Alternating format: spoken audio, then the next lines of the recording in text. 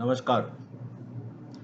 मैं Mahendra Arya, national president of All India Transporters Welfare Association. Our association is opposing the e-way bill, which is a part of the GST system. E-way bill is violating lot of norms right from the day one. The e-way bill binds a person to drive certain kilometers in a day. Earlier it was 100 kilometers per day, and from 1st January they have made it 200 kilometers per day. That means they are trying to control a driver's life by insisting that he has to drive 200 kilometers per day. Why transport companies are against this?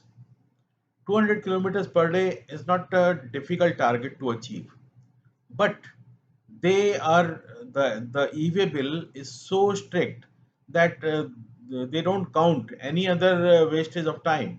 For example, if there is a transshipment point in between the booking and destination, and the goods have to be kept there for storage for 5 days, then their transit time does not allow that option. And if the e-way bill fails, the e-way bill presently is calculated on the basis of the distance between the booking point and the destination and divided by 200 that many days. So suppose the distance is 800 kilometers, then the vehicle has to complete the journey in 4 days. So vehicle may complete the journey in 4 days, but in between there is a transshipment point where the material is offloaded, and that has to be sent by another vehicle to another place.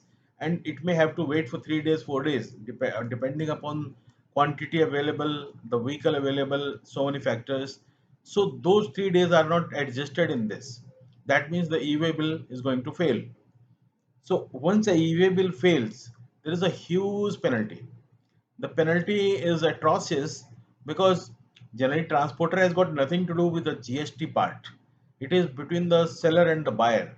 A seller is selling his goods and charging GST, and the buyer is confirming online that he is going to pay. So the confirmation of the payment is there. So where is the role of the transporter?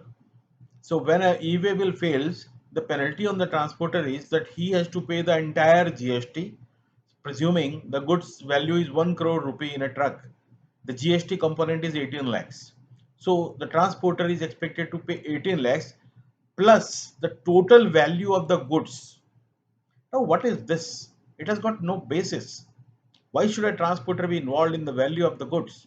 What he is charging is the freight only, the cost of transportation. That may be 50,000, 60,000, something like that. And he is made responsible to pay 1 crore and the GST 18 lakhs of that. So we are opposing this tooth and nail. This has to be scrapped. This is inhuman. This is against the human values. Nobody can force a driver to drive certain kilometers in a day, as no one can force any other industry also to produce that much quantity what the government wants. So we are against this, and we are demanding abolition of the e-way bill completely.